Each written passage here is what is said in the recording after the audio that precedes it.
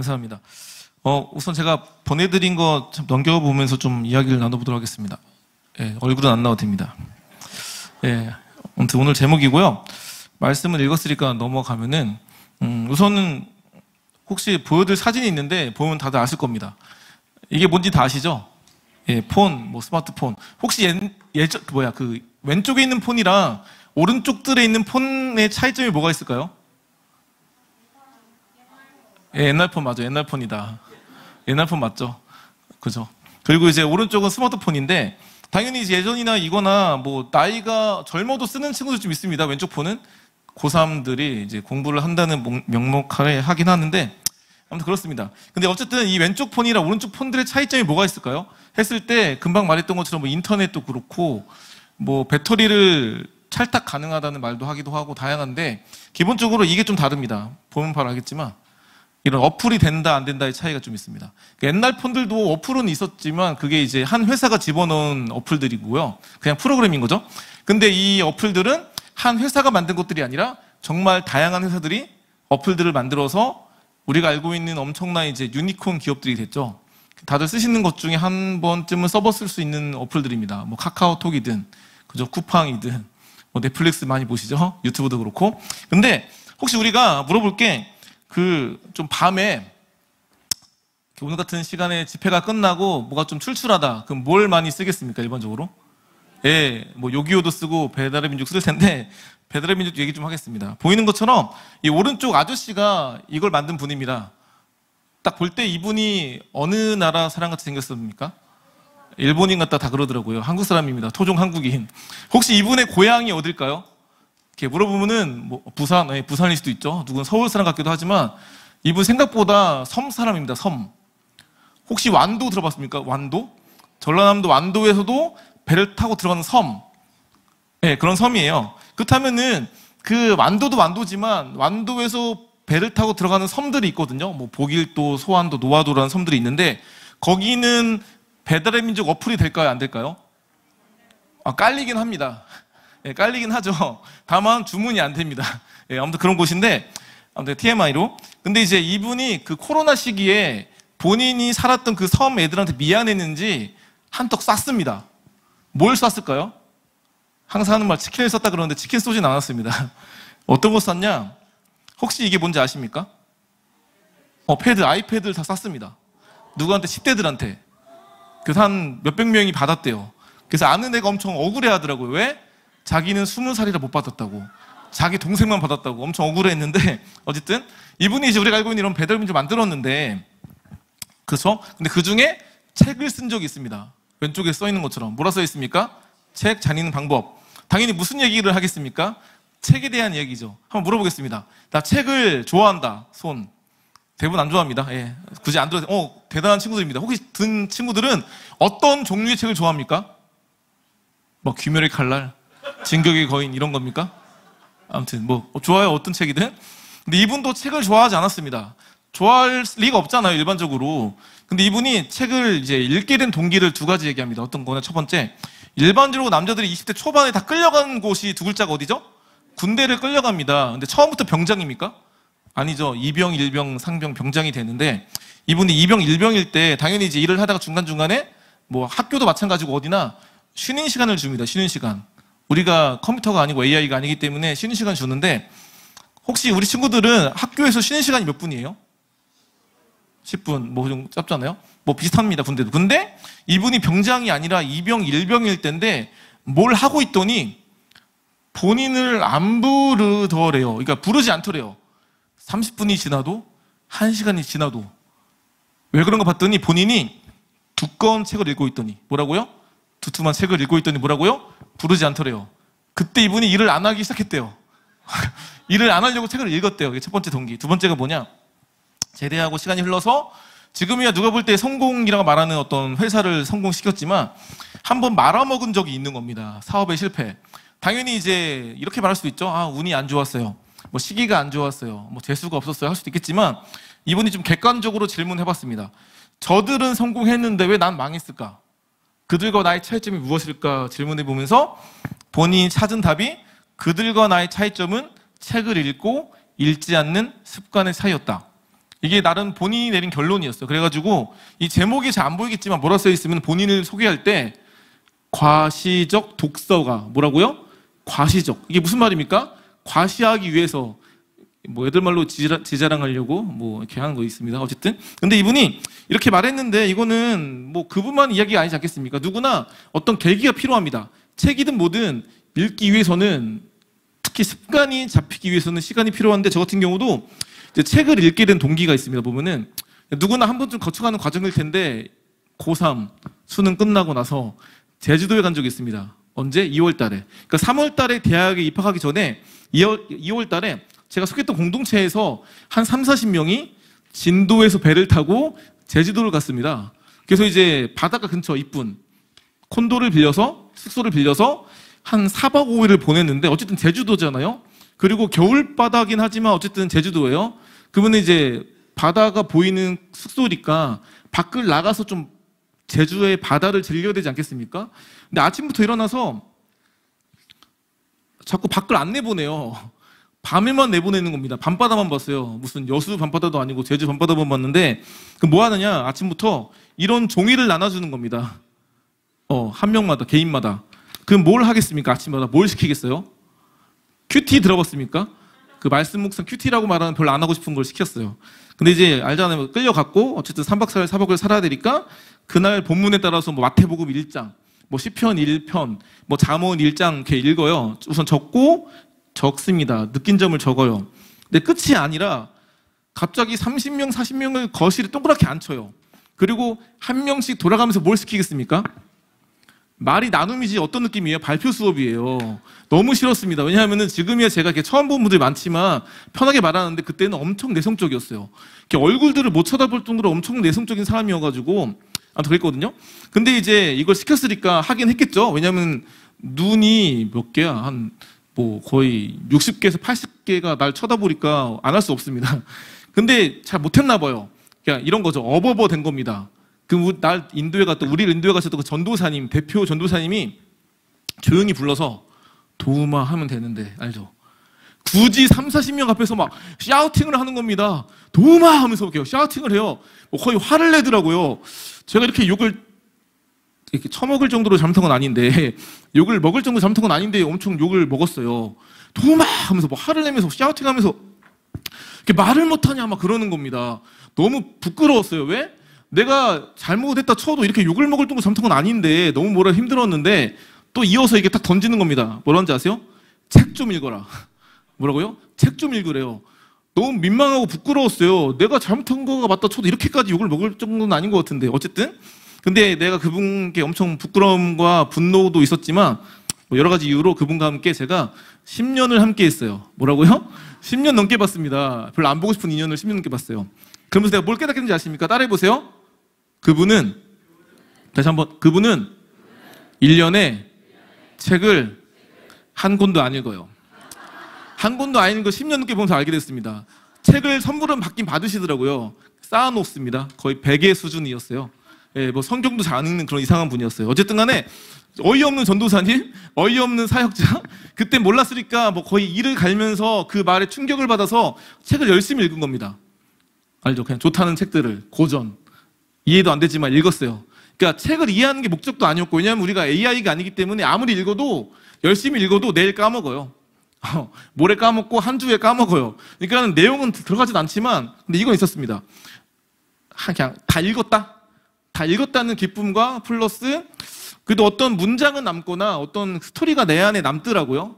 그리고 이제 지금이야 편하게 또 내 생각과 고민을 나눌 수 있는 사람이 됐지만 그때는 제 고민을 나눌 수 없을 정도로 상당히 좀 내성적인 사람이었는데 그때 책을 보면서 내가 고민하는 것들을 이미 옛날 사람들이든 누구든 이미 내 고민을 먼저 하고 이런저런 방식으로 풀어낸 애를 보다 보니까 아 책이라는 게 상당히 유용하다 느꼈고 그 다음에 다 알다시피 군대를 끌려갔습니다. 군대를 갔어요. 저는 이제 군대를 어디 나왔으면 공군 나왔거든요. 근데 이제 좀 길죠. 요즘에는 육군도 1년 반이고 공군은 한 1년 7개월 가나 모르겠는데 저 때 좀 살짝 길었습니다. 한 2년 3개월 가까이 갔으니까 2년 3개월 2주 갔다 왔어요. 2년 4개월인데 그때 당시 대통령님이 2주 줄여줘가지고 2주가 줄었는데 어쨌든 근데 요즘은 군대를 갈만합니다. 나름 가기 싫어도 왜? 돈을 많이 줘요. 요즘 생각보다 1년 반밖에 안 했는데 적금을 들면 거의 2천만 원 모으고 나오더라고요. 갈만합니다. 요즘, 왜냐면 한국에 이런 거죠. 우리가 평상시에 알바를 띄워도 돈을 잘 못 모읍니다. 못 모아요. 맨날 쓰기 때문에. 근데 그나마 군대 1년 반 갇히면서 2천을 모을 수 있다는 게 엄청난 거거든요. 그러면 대학교 등록금이든 내 어떤 자취를 할 때 보증금이 되니까. 근데 저희 때는 백날 1년이 2년 넘게 모여도 얼마 모은지 아십니까? 100만 원 모았습니다. 예, 요즘에는 한 달이면 모을 수 있는 돈인데 어쨌든 그랬습니다. 근데 이런 상황 가운데 제가 군대에서 굳이 돈 갖고 오는 의미가 없지만 나름 이제 그 책을 읽었던 게 습관이 돼가지고 열심히 읽었어요. 그리고 제 수첩에다가 읽었던 책들을 좀 적어놨었거든요. 책 제목들을, 읽었던 책들을. 나중에 제대하고 세어봤더니 몇 개 읽었나?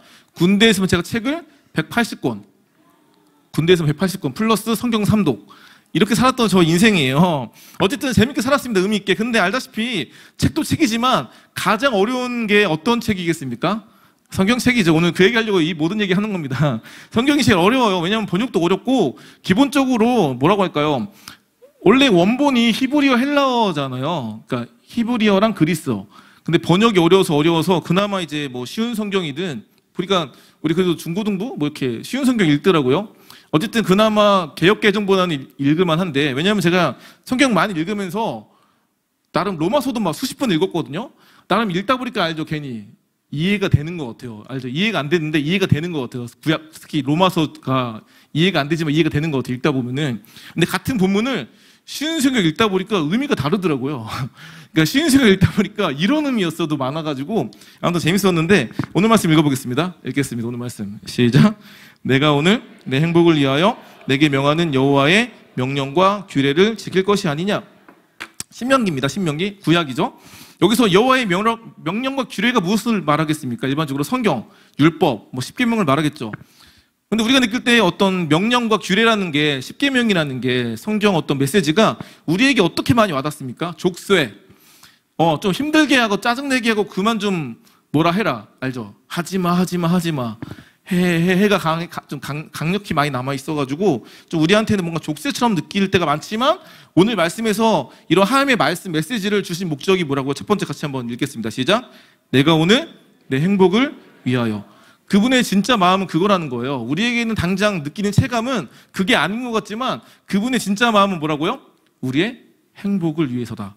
물론 그분이 말하는 행복과 내가 느끼는 행복의 좀 갭이라든지 좀 어떤 그런 간격이 너무 이렇게 많다고 해야 하나? 너무 이게 간격이 너무 많다 보니까 우리가 느낄 때는 상당히 마음이 어렵지만 그분의 진짜 마음은 우리를 힘들게 하고 뭐 괴롭히려고 하는 게 목적이 아니라 정말 뭐라고요? 우리의 진짜 행복이 그분의 마음이 그 목적이다. 아무튼 성경은 어렵습니다. 근데 저도 성경을 어릴 때 엄마 아빠가 성경 읽으면 한 10,000원, 20,000원 준다고 해서 읽은 적이 있어요. 성경을. 근데 습관이 되기 좀 어렵거든요. 근데 누구나 어떤 계기가 필요한데 성경도 제가 좀 열심히 읽게 된 계기가 있습니다. 우선 제가 제대 후에 이제 뉴질랜드 갔다가 이제 치앙마이를 간 적이 있어요. 뉴질랜드 한 8개월 살았고 치앙마이를 갔는데 원래 치앙마이는 제가 몰랐던 동네입니다. 치앙마이 갈 계획이 없었어요. 왜 갔냐? 그 뉴질랜드 이제 막판에 그 코스타 집회라고 한국 유학생들 위한 수련회가 있는데 거기에 아는 분이 강사로 온 거예요. 강사로 온 겁니다. 아는 분이. 그분이 누구였냐? 뭐 아실지 모르겠지만 이제 이런 분이 있어요. 송솔나무라는 분이 있습니다. 이분도 본명이에요. 송솔나무가 본명이고 뭐 친척들 이름이 향나무, 대나무 뭐 이렇대요. 아무튼 뭐 재밌는 집안입니다. 여기도. 근데 이제 이런 분인데 이분이 뭘 했던 분이냐? 아마 어른들은 알만한 드라마 있잖아요. 허준, 동희, 대장금, 이산 이런 드라마에 OST 부르신 분. 아마 그 있잖아요. 대금이나 옛날 그 무슨 우리가 알고 있는 전통악기 같은 게 원래 전통악기가 아닙니다.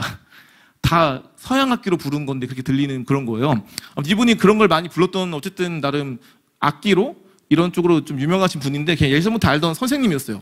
그래서 만났으니까 너 반갑잖아요. 그리고 제가 만났을 때 이분께 어떤 고민을 말한 적이 없어요. 그냥 이제 만나러 간 거예요, 그냥. 근데 그때 제 어떤 고민이 있었냐? 이제 제대하고 여기 와서 복학을 해야 되지만 복학 바로 하고 싶지 않고 좀 뭔가 또 하고 싶은데라는 막연한 마음은 있었는데 당장 뭐가 없었는데 딱 보자마자 이분이 저한테 이런 말씀 하시는 거예요. 도움아, 제 이름이 도움이거든요. 우선 나도움이 본명입니다. 항상 물어보신 거 본명이냐면 물어보시거든요. 활동명, 예명 아니고 이렇게 태어났습니다. 이렇게 지으셨어요, 그냥. 또 제 이름만 특이한 게 아니고 동생들 이름이 특이합니다. 동생은 보호예요.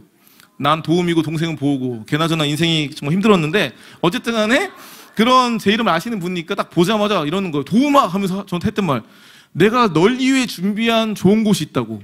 내가 그분께 어떤 고민 말하지 않았지만 뭐라 그랬다고요? 내가 널 위해 준비한 어떤 곳? 좋은 곳. 그러니까 봐보세요. 그렇게 말하면 내가 가겠습니까? 안 가겠습니까? 그러니까 안 가더라도 갈 고민을 해보겠죠. 안 가더라도 한번 가볼까? 한번 가보는 거 나쁘지 않겠다는 마음을 품고 결국은 어디 갔다고요? 치앙마이에 간 겁니다. 그러니까 요즘이야 치앙마이가 유명해요. 어떤 걸로? 뭐 한 달 살기로. 요즘 많이 가는 동네 중에 하나잖아요. 제 아는 애도 지금 어젠가 갔어요. 치앙마이. 태국에 있는 친구랑 논다고 태국 치앙마이 갔거든요. 근데 이제 그때 몰랐어요. 전 그때 당시에 태국의 방콕밖에 몰랐어요. 치앙마이가 어떤 동네인지 아십니까? 관광지기도 하지만 이런 거예요. 한국의 제일 도시가 어디죠? 서울 제2도시는 이렇게 말하시고 이제 인천이군요. 이제 대부분 부산이라 그러시는데 아무튼 이제 제1도시가 서울이잖아요. 그리고 제2도시가 이제 그 도시인데 여기도 마찬가지예요. 태국의 제1도시가 어디? 방콕. 제2도시가 어디라고요? 치앙마이인 거예요. 근데 한국과 좀 다르게 재밌는 건 재밌는 없지만 한국과 다른 점이 뭐가 있으면은 한국의 수도는 어디 있어요? 약간 중간에 있어요. 그죠? 그리고 부산이 아래에 있잖아요. 그런 것처럼 신기하게 태국은 반대로예요. 방콕이 어디? 밑에 있어요. 치앙마이는 어디? 위에 있어요. 근데 많이 위에 있어요. 얼마나 많이 있냐? 비행기로는 1시간밖에 안 걸리는데 대중교통으로 엄청 멀리 걸립니다. 이런 겁니다. 제가 치앙마이 살면서 방콕을 여러 번 버스 타고 왔다 갔다 했었거든요. 버스로. 얼마나 걸리는지 아세요? 밤 8시에 타면요. 그 다음날 아침 8시에 도착해요. 무슨 말이죠? 12시간이 걸리는 거리예요. 그러니까 꽤 긴, 그러니까 한국보다 더 긴 거죠. 거의 뭐라 말할까요? 부산에서 압록강 뭐 이렇게 되는 정도라고 해야 될까요? 부산에서 백두산 이 정도? 아무튼 엄청 그런 걸리는 거리를 1년하고 살다 보니까 어떤 느낌이 있냐? 제가 이제 불과 저저번 주인가에 어디 갔다 왔으면은 진도 아십니까? 진도? 전남 진도에서 배 타고 들어가는 섬 조도 갔다 왔어요. 당일치기로. 네, 당일치기로 갔다 왔습니다. 이게 저의 삶이에요. 근데 봐보세요.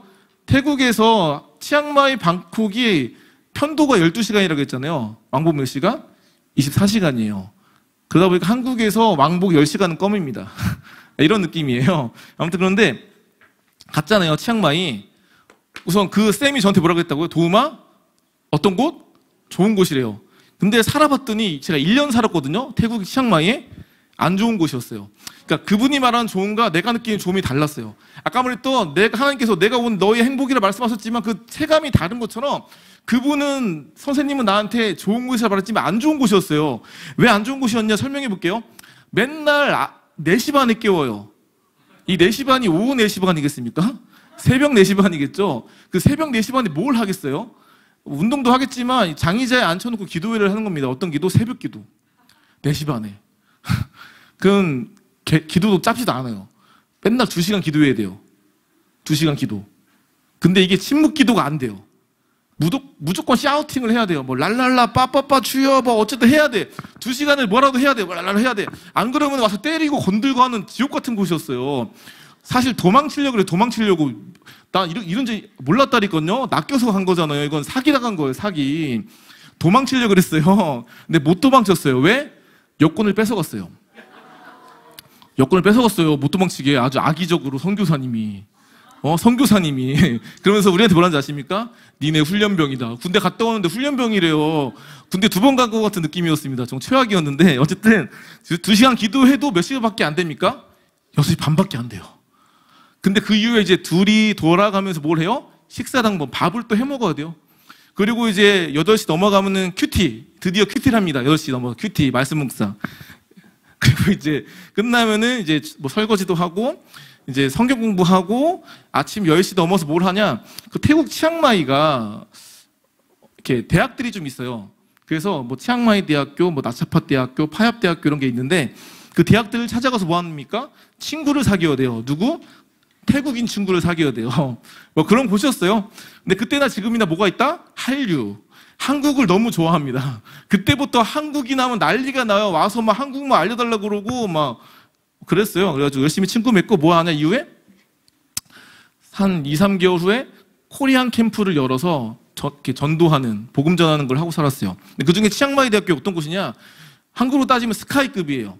서울대, 연고대, 왕립학교. 그러니까 태국은 왕이 존재해요. 일본처럼 이폰 군주제. 그래서 당연히 이제 왕은 존재하지만 총리가 운영하죠, 나라를. 아무튼 그래서 이제 이 왕족이 와가지고 이 왕립학교니까 뭐 국립처럼 왕립 와서 왕족이 와가지고 졸업장 주고 그게 가보가 되는 재밌는 그런 곳이었어요.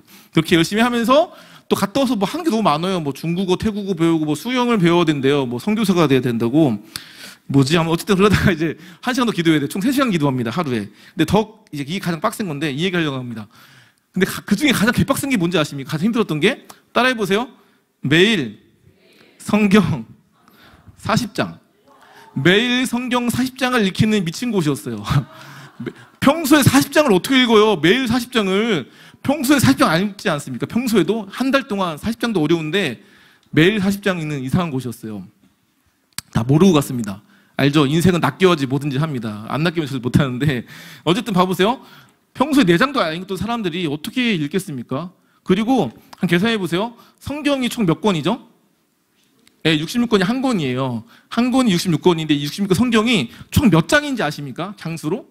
그러니까 이런 거죠. 창세기 50장, 출애굽기 48장 쭉쭉쭉 해가지고 요한계시록 22장 합치면 총 몇 장이면은 한 따라해보세요. 1189장. 그러니까 1189장이 성경 전체 장수예요. 그거를 매일 40장 읽으면은 어떻게 되는지 아십니까? 무조건 1200장 읽을 수 있기 때문에 어떻게 되죠? 한 달에 일독하는 구조. 예, 그런 너무 재밌는 곳이었어요. 예, 지금이야 재밌지 안 재밌었습니다. 너무 안 재밌었는데. 근데 봐보세요. 안 되잖아요. 읽을 수가 없어요. 왜? 성경 읽고 기도만 해도 빡센 일정인데 하는 게 너무 많아. 그러니까 따지면 신앙 훈련만 받기도 빡센데 뭘 한다고요? 자꾸 내보내요. 뭐 자꾸 뭘 해야 돼요. 뭘 자꾸 배우래요. 자꾸 친구를 사귀래요. 뭐 해도 맨날 12시 전에 잔 적이 없어요. 그 매일 몇 시간 잡니까? 4시간 반. 내일 공부해서 서울대 갔을 거야. 이게 공부한 적도 없긴 하지만 맨날 4시 반에 깨우는 곳이었으니까. 그러면서 근데 이제 다 못 읽잖아요. 못 읽을 거예요. 가도 못 읽어요. 그러면은 그 다음 달 무조건 밀리겠죠? 그러면 페널티가 있어요. 벌칙을 말씀드리겠습니다. 따라해보세요. 매달 초에 내 밀린 분량에 따라서 벌칙이 있는데 따라해보세요. 3일 금식, 5일 금식, 최대 7일 금식. 3, 5, 7일을 때려요. 내 어떤 밀린 분량에 따라서. 그럼 사람이 어떻게 할까요? 다 읽습니다. 1년 동안 시비도 겠어요. 네, 그때 느꼈습니다. 사람이 못해서 못하는 게 아니구나. 어떤 거? 서바이벌의 위기. 이 먹고 사는 위기. 그 처참한 그 알죠? 너 성경 읽기 전까지 밥을 못 먹으라는 그 위기가 찾아오니까 어떻게 되는지 아십니까? 다 읽어요. 그때 느꼈습니다. 왜 하나님이 우리에게 고난을 주시나? 왜 하나님이 우리에게 이런 고난의 시간을 허락하시나? 사람은 그러지 않으면 정신을 못 차려요. 대부분 평탄할 때는 잘 살아요. 왜냐면은 뭐 엄마 아빠가 해주든 내가 돈을 벌든 문제가 없거든요. 근데 한 번쯤 알잖아요. 인생은 평생 평탄할 수 없어요. 지금 혹시나 평탄하면 감사하세요. 여러분들에게 고난이 항상 옵니다. 성경 말씀 이런 게 있어요. 너에게 은혜를 주신 것은 다만 그를 믿을 뿐만 아니라 또한 고난을 받기로 하심이라. 고난이 없을 수가 없습니다. 없으면 감사하세요. 하지만 인생이 항상 찾아옵니다. 왜냐하면은 그렇잖아요. 인생 100년을 살더라도 아니 50년 살더라도 인생 가운데 힘들지 않는 인생이 아무도 없습니다. 물론 정도는 차이가 있겠죠. 이런 거죠. 그 유초등부생의 고민과 알죠? 그 고3의 고민과 당연히 그 취준생의 고민과 그 다음에 결혼을 해가지고 아이를 갖지 못하는 그 부모의 고민도 다르겠지만 사람마다 그 아이는 그 시대에는 그 순간에는 그게 제일 큰 고민이겠죠. 그죠? 엄마 아빠가 힘들게 해요. 알죠? 동생 나면 동생과 싸우면서 동생 안 낳았으면 좋겠어요. 이렇게 해도 자기 정말 진실된 고백인 것처럼.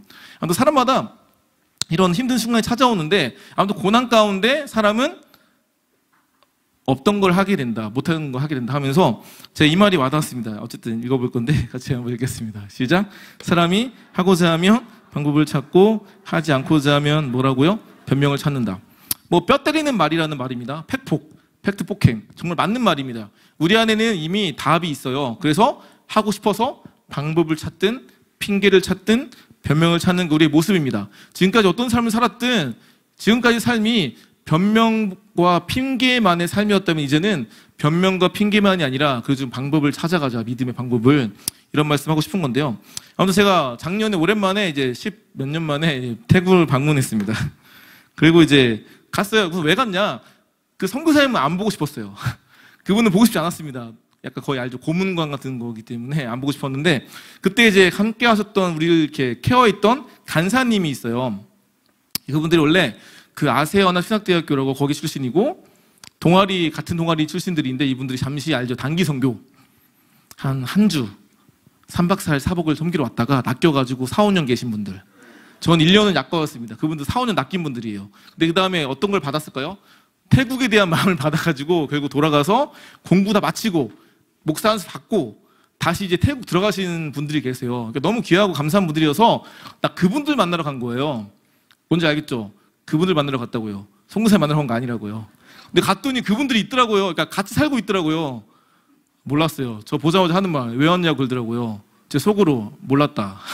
알면 안 왔을 거다 했는데 너무 귀한 분들이세요. 오랜만에 만났지만 그 옛날이나 지금이나 똑같은 삶을 사세요.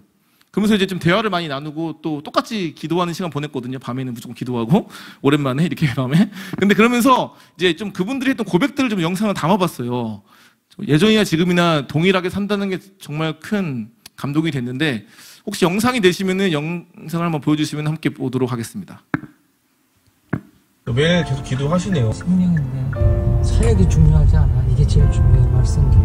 그래서 한국에서 팀이 돌아도 새벽 예배하고 새벽 예배 끝나고 1시간 통성 기도하고 그러고 사역 시작해.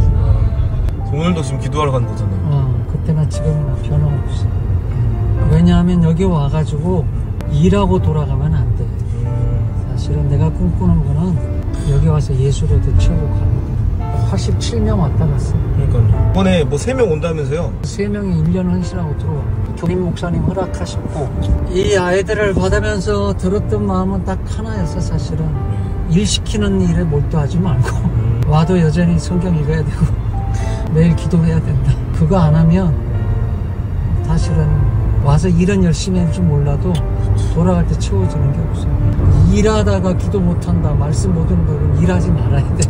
일은 우리가 80년, 100년을 한다 할지라도 주님이 2초만 해도 80년, 100년 한 것부터 할 수 있어. 2, 3초만 하셔도. 주님을 갈망해야지. 남는 시간에 기도한다고는 남는 시간 없어. 정해놓고 그 시간은 양보하면. 그때 이후로 지금까지 나는 저녁에 약속 없어. 약속 안 하는 이유 딱 하나야. 기도 시간이기 때문에 사람 안 만나요. 지금 태국 전국에서 가장 부흥이 일어나는 도시. 이 교회가 태국 전국에 67개 교회를 개척했어. 아 그래요? CVC 교회라고. 지금 태국 전국에서 가장 부흥이 일어나는 도시. 그것도 청소년 청년 교회. 왜 그럴까요? 교회가 뜨거우니까. 그리고 우리하고 같이 일하는 시너지가 있는데 100명의 청년들을 움직여. 이제 내가 안 해. 크게 흔들림만 하지. 학교 가서 부모님 띄우고 학교에는 태국 현지에 그 당시 이제 한국 교회 기도를 좀 배우고 싶다. 그래서 여기 태국 교회가 1박 2일로 연합해서 한 달에 한 번 기도 모임을 만들었어. 우리 때문에 단 한 번도 빠지지 않고 내가 내려오고. 그러면서 이제 마음문을 열고 나를 받아줘서 교회가 이제 받아주고 땅도 주고. 이런 게 있는데 어떻게 생각하세요라고 하니까 우리 입장에서는 한국 선교가 우리한테 물어보네? 안다. 우리가 부족한 거 안다. 한국교회가 부족한 거 안다. 근데 우리를 동역자로 여겼으면 좋겠다. 위에서 우리를 가르치려고 하지 말고 우리를 동역자로 여겼으면 좋겠다. 와, 깜짝 놀랐어. 후로 다시 10년 만에 나오게 됐었어요.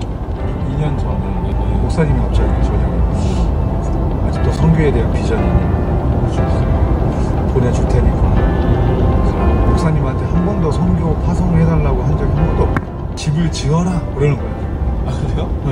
근데 알고 봤더니 우리 이제 목적 원금을 이렇게 했는데 그거를 이제 가지고 계시다가 장로님들하고 이미 이제 얘기가 돼 오셨대요. 우리 목사님이 이제 이성희 선교사님한테 선교사님은 꿈이 뭐 어떤 사역을 하고 싶은지 원하세요? 했더니 기도의 집을 지어서 평생 기도하길 원한다. 기도의 집에서 그때 사역하시는 거 보고 우리 목사님이 선교사님들에 대한 좀 안 좋게 생각하시는 선교사님들 많이 보셔가지고 그래서 좋은 분들만 있지 않아요? 좋은 분들만 있는 게 아니라 이성규 선교사님을 만나고 이분은 진짜 선교사다 되게 좀 신뢰하시고 우리 목사님이 어떤 뭐 선교지에다가 뭐 이렇게 엄청난 헌금을 하시거나 그렇게 많이 안 하시거든요. 쉽게 왜냐하면 성도들의 헌금이 얼마나 어려운 상황 가운데에서 하나님 앞에 드린 헌금을 귀한 헌금을 정말 가치 있는 데에다가 써야 된다. 여기에다가 놀랍네요 진짜. 네, 여기까지 보겠습니다. 그래서 아무튼 귀한 분들이 이제 오랜만에 만나는데요. 근데 예전에는 이분들이 원래 치앙마이라는 동네에 사셨거든요, 위쪽에. 근데 지금은 중간 동네로 옮기셨어요. 피사눌룩이라는 한 번도 안 가본 지역을 이번에 갔다 왔었거든요. 피사눌룩이 어떤 동네냐? 한국으로 따지면은 이제 넘겨볼게요. 넘어가자. 예. 한국으로 따지면 대전 같은 위치에 존재하는 대전 같은. 그래가지고 근데 거기가 약간 불교 도시예요. 완전 불교 고대 도시여가지고 한국으로 따지면 약간 경주 같은 느낌의 동네여서 근데 좀 더 막 거대한 무슨 돌상 같은 거 있고 그랬던 곳인데 거기에 지금 가셔서 사역하세요. 왜 그런가 들어봤더니 이 치앙마이 계실 때 벌써 한 10여 년 전에 그 피사눌룩에 사시는 현지 태국인 사역자분들이 연락이 왔대요. 와서 하는 말이 괜찮으시면 한국교회 기도를 배우고 싶다. 한국교회. 그래서 와서 좀 알려달라고 그래서 매달 한 번씩 맨날 1박 2일을 한 달에 한 번은 무조건 오셔서 섬기고 가셨던 거예요. 그렇게 몇 년 동안을 7년 이상을. 그러다 보니까 그때 뒤늦게 이제 이런 말을 하더래요. 뭐면은 이제 7년 동안 한 달에 한 번 무조건 왔으면 한 84번이거든요. 84번 이상을 오다 보니까 뭐라 그러면은 당신이 처음에 치앙마이에서 여기까지 왔을 때 한두 번 오고 말겠지. 몇 번 오다 말겠지 했는데 꾸준히 오는 걸 보면서 마음을 열었다고 하더라고요. 이게 생각보다 치앙마이에서 피사누룩도 멉니다. 아까 말했던 것처럼 방콕에서 치앙마이가 12시간 걸리니까 그 중간이잖아요. 대여섯 시간이에요. 편도만. 그거를 맨날 한 달에 한 번 무조건 온 거니까. 그러면서 마음이 열리면서 하는 얘기가 이제 같이 사역하시죠. 그래서 그분들과 함께 현지 교회와 함께 사역하는 귀한 분이 됐는데 오랜만에 가서 이제 참 이분은 옛날이나 지금이나 동일하게 사역하시는구나. 누가 알아주지 않아도 그런 귀한 만남을 보고 왔고요. 전 또 여전히 이분께 배운 거를 이제 제 삶의 정욕에서 열심히 성경 읽고 있습니다. 그래서 작년만 해도 성경 사독했고요. 이번 년도 벌써 한 2독 정도 했고 열심히 읽고 있습니다. 혼자 읽지 않고 같이. 근데 이제 오늘 책을 돌아보면은 이런 책에서 이런 얘기를 해요. 어떤 얘기를 하면은 이런 질문을 받는데요. 누가? 이 김봉진이라는 아저씨가 어떤 거? 책을 읽으면은 정말 잘 사냐? 책을 읽으면은 부자 되냐? 성공하냐는 질문을 받는데요. 그러니까 충분히 누군가가 누군가한테 질문할 수 있는 질문입니다. 왜? 사람은 뭘 할 때 그게 그만큼의 효과가 있습니까? 그게 그만큼의 어떤 그런 성과가 있습니까? 그거가 그 정도의 효과가 없으면 안 하겠다고 말할 수 있는 게 인간이에요. 의미 없는 걸 하고 싶어 하는 게 인간이거든요.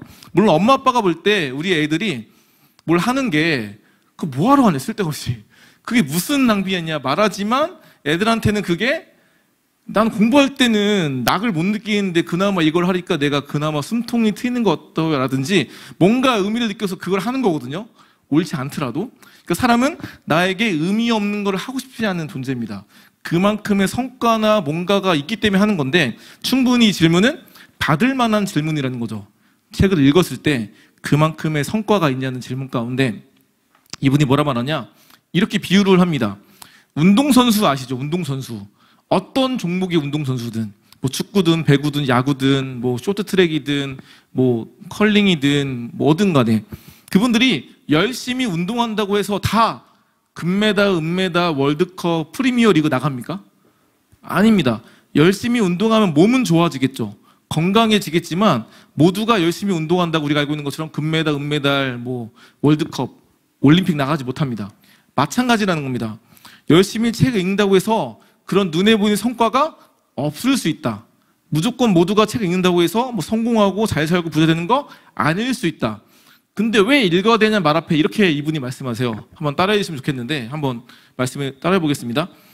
기존에 내 운명보다 보다 더 나은 존재가 될 수 있다. 기존에 나는 좁은 시야, 짧은 생각 이것밖에 바라볼 수 없는 나의 존재였는데 내가 이거를 함을 통해서 기존의 운명보다 보다 더 나은 존재가 될 수 있다는 얘기가 상당히 저에게는 좀 인상 깊게 와닿았던 겁니다. 이거는 단순히 책이라는 영역에서 운동이라는 영역에서만 통용되는 적용되는 말이겠습니까? 우리가 살아가면서 하는 수많은 일상 가운데 특히 저 같은 경우는 전국을 다니면서 이제 학교 기도 모임이라 말하는 스쿨처치, 학교에서 학생들이 자발적으로 예배하고 기도하는 것도 섬기고 살아가는데요. 그 애들이 열심히 기도했다고 다 좋은 대학, 좋은 직장, 뭐 좋은 뭔가를 이루었을까요?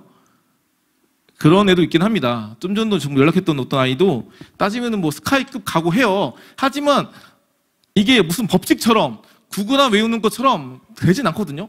지금 보이는 학교는 그 충남 태안에 있는 학교입니다. 충남 태안. 한 아이가 고3 때 모임을 시작했어요. 고3 때. 열심히 기도했습니다. 이 애가 좋은 대학 갔을까요? 갔으면 이런 얘기 안 하겠죠. 못 갔습니다. 좋은 대학 못 갔어요. 뭐 전문대 갔습니다. 그나마 뭐 잘됐다고 말할 수 있는 거는 결혼을 좀 빨리 했다는 거? 목사님 아들과 이 정도예요. 그러니까 세상에서 볼 때는 좋은 직장, 좋은 대학 이런 거 아닐 수 있습니다. 하지만 그 인생이 망한 거 아니거든요. 오히려 위기와 어려움과 힘듦이 찾아왔을 때 견딜 수 있는 존재로 바뀐 게 내가 볼 때 너무 큰 건데 한 명 더 말하면은 여기는 어디면 그 대구 아시죠? 데프리카나 말하는 대구 엄청 더운 오늘 같은 날 같은 날씨에도 제일 더울 것 같은 날씨인 대구의 고3 때 사진입니다. 학교 기도 모임이에요. 보면 알겠지만 딱 몇 명 같으십니까? 소수예요. 뭐 4-5명 소수. 이게 고3 때 사진입니다. 그럼 원래 고1 때는 어떤지 아십니까? 더 적었어요. 보여드릴게요. 몇 명 같으십니까? 보이는 거 한 명이지만 얘가 이렇게 셀카 찍는 거겠습니까? 셀카? 너 찍어주는 거겠죠? 2명입니다. 2명이 어디서? 학교 어떤 장소 같으십니까? 볼 때? 복도예요. 맞아요. 처음에는 빈 교실을 썼겠죠. 몰래 썼어요. 근데 쫓겨나고 하다 보니까 어떻게 됐다고요? 복도에서 2명이 얼마 동안? 2년 동안 했던 너무 귀한 아이예요. 아이들인 거죠. 이거 돈 준다고 하겠습니까? 10만 원 줘도 안 할 겁니다. 그죠? 돈 줘도 안 할 거예요. 너무 부끄럽고 쪽팔리고 안 할 거예요. 근데 2년 동안 버텼어요. 너무 귀하지 않습니까? 시켜도 안 할 것 같은 걸 본인들은 한 거예요. 근데 이제 시간이 흘러서 수능이 이제 50일 정도 안 남은 시간 가운데 저한테 연락이 왔습니다. 그 아이가 고3 돼서 하는 말이 목사님, 왜? 저 병원을 갔다 왔는데요. 의사쌤이 하는 말이 너 있잖아. 너 지금 대학을 가는 게 중요한 게 아니야 라는 말을 들었대요. 누가? 고3인 아이가. 50일 정도밖에 안 남았는데 그렇다면 걔가 지금 몸이 좋은 겁니까? 안 좋은 겁니까? 진짜 안 좋은 거죠. 일반적으로 뭐라 말하겠습니까? 좀만 참아. 얼마 안 남았어. 거의 다 왔어가 맞잖아요. 그리고 엄마 아빠도 듣고 맞다. 우선 살아야지. 대학은 나중에 가자고 말할 정도로 진짜 몸이 안 좋은 상태였습니다. 이런 걸 저한테 말하면서 아이가 저한테 뭐라 하는지 아세요? 이게 지금 저의 몸의 상태인데요. 근데 저 버틸 때까지 버텨보려고요. 뭐라고요? 저 버틸 때까지 버텨보려고요. 왜? 하나님이 나 이거 하라고 이 학교에 보내셨다고. 이런 너무 쉽지 않지만 믿음의 고백을 했습니다. 너무 감사한 고백이지만 사실 안 버텨도 되지 않습니까? 할 만큼 했어요. 2년 동안 했으면 충분한 거 아닙니까? 그리고 오히려 하나님께 막 삿대질하면서 막 때론 저주하면서 이게 뭐냐고 화난다고 하나님께서 걔를 뭐 때려 죽이겠습니까? 충분히 그 아이의 아픔을 공감하시면서 너의 마음을 안다 하시겠죠. 충분히 원망과 짜증을 낼 수 있음에도 불구하고 그러지 않은 고백을 했던 게 저한테 상당히 인상 깊었어요. 저 버틸 때까지 버텨보겠다고. 하나님이 나 이거 하라고 이 학교에 보내셨다고. 근데 제가 이 아이를 중학교 때부터 알았거든요. 얘 이런 애가 아니었습니다. 무슨 말이죠? 모태신앙은 맞아요. 알죠? 누가 봐도 이름 다 아는 그런 이름이에요. 뭐 하은이 알죠? 뭐 이런 이름이 아닙니다. 모세 이런 애 같은 이름이에요. 누가 봐도 모태신앙이에요. 근데 걔가 원래 중학교 때 어떤 아이인지 아십니까? 이런 고백을 하지 않는 아이였어요. 어떤 식으로? 아 짜증나요. 아 너무 싫어요. 아 우리 엄마 아빠 너무 짜증나. 이런 게 입에 그냥 박혀있는 친구였어요. 엄마 너무 싫어요. 아빠 너무 짜증나요. 왜 나 이런 집안에 이런 구석에 태어나게 힘들게 하냐고 말할 정도의 그런 짜증이 가득했던 친구라니까요. 원망 짜증이. 근데 걔가 조금씩 바뀐 겁니다. 언제? 이런 예배를 통해서, 뭐 수련회를 통해서, 뭐 집회를 통해서 조금씩 알죠? 가랑비에 옷 젖듯이 그렇게 바뀌어가다 보니까 어느 순간에 충분히 짜증과 원망을 낼 수 있음에도 불구하고 짜증내지 않고 저 버틸 때까지 버텨보겠다는 믿음의 고백을 했던 게 그 어떤 것보다 믿음이 자라가는 것이 아닌가 생각이 들었습니다.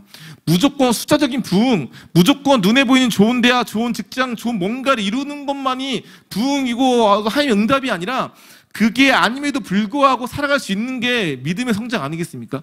저는 그게 가장 컸어요. 애들 만나면서. 누가 볼 때는 충분히 좌절할 수 있고 충분히 정말 부끄러워할 수 있고 충분히 열등감 가운데 살 수 있는 그런 아이들이 그런 수많은 현실 가운데서도 거기에 좌절하지 않고 믿음으로 살아가는 게 그 어떤 것보다 저한테 너무 컸거든요. 그러다 보니까 오늘 제목 아시죠? 말씀, 뭐 찬양, 신앙생활, 기도생활 한다고 성공하고 잘 사는 질문 가운데 아니라고 말할 수 있습니다. 내가 원하는 지금 이 순간 원하는 그 타이밍에 응답이 될 수 있지 않을 수 있습니다. 응답이 없을 수 있어요. 하지만 하나님은 분명 응답하십니다. 내가 원하는 타이밍과 그 방법은 알 수 있겠지만 그분은 분명 들으시거든요. 분명 다양한 방법으로. 그리고 아까 말했던 것처럼 이 말을 하지 않았습니까? 기존의 내 운명보다 보다 더 나은 존재가 될 수 있다고.